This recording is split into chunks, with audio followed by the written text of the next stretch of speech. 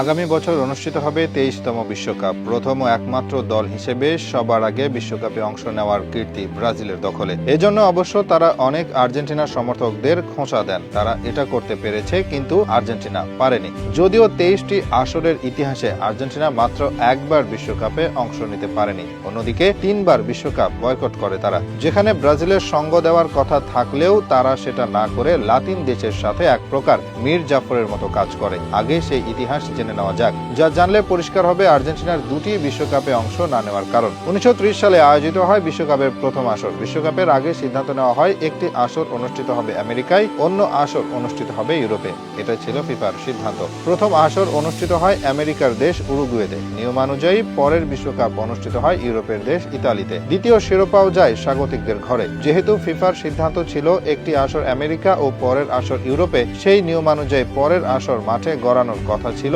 আমেরিকার মাটিতে। সেভাবেই প্রস্তুতি নিচ্ছিল তারা। তবে বেঁকে বসে ফিফা। সবাইকে অবাক করে দিয়ে ১৯৩৮ সালের বিশ্বকাপের আয়োজক হিসেবে ঘোষণা করে ফ্রান্সের নাম। ব্যাপারটা একেবারেই চমক ছিল আমেরিকার দেশগুলোর জন্য। নিজেদের মাটিতে বিশ্বকাপ পাবে বলে প্রস্তুত হচ্ছিল অনেকেই। তবে ফিফার এমন সিদ্ধান্ত কোনোভাবেই মেনে নিতে পারেনি তারা। যেমন ভাবনা তেমন কাজ। ফিফার এই সিদ্ধান্তে আমেরিকার দেশগুলো সিদ্ধান্ত নিল বিশ্বকাপ বয়কট করার। সেই ধারায় এগিয়ে আসে সবাই। তৎকালীন কোপার ৫ বারের চ্যাম্পিয়ন ও বর্তমান চ্যাম্পিয়ন ছিল আর্জেন্টিনা। উরুগুয়ের নামের পাশেও আছে বিশ্বকাপ। সব মিলিয়ে তাদের অবস্থান বেশ শক্ত। তারা ডাক দিল বিশ্বকাপ বয়কটের। শেষ পর্যন্ত আর্জেন্টিনা, উরুগুয়ে, মেক্সিকো, আমেরিকার মতো দল নিজেদেরকে সরিয়ে নেয় বিশ্বকাপের মঞ্চ থেকে। ফিফার অন্যায় কোনোভাবেই মেনে নেয়নি তারা। সব আমেরিকার দল যখন বিশ্বকাপ হতে নিজেদের মুখ সরিয়ে নেয়, তখন সবার সাথে গাদ্দারি করে বিশ্বকাপ খেলতে চলে যায় ব্রাজিল। যেটা ছিল আমেরিকার জন্য লজ্জা। পুরো আমেরিকাই তো বয়কট করেছে বিশ্বকাপ, সেখানে ব্রাজিল কি করে পারলো সবার সাথে এরকম একটা কাজ করতে? এটা ছিল আর্জেন্টিনার প্রথম বিশ্বকাপ না খেলা। সেবার শুধু একমাত্র লাতিন ও মধ্য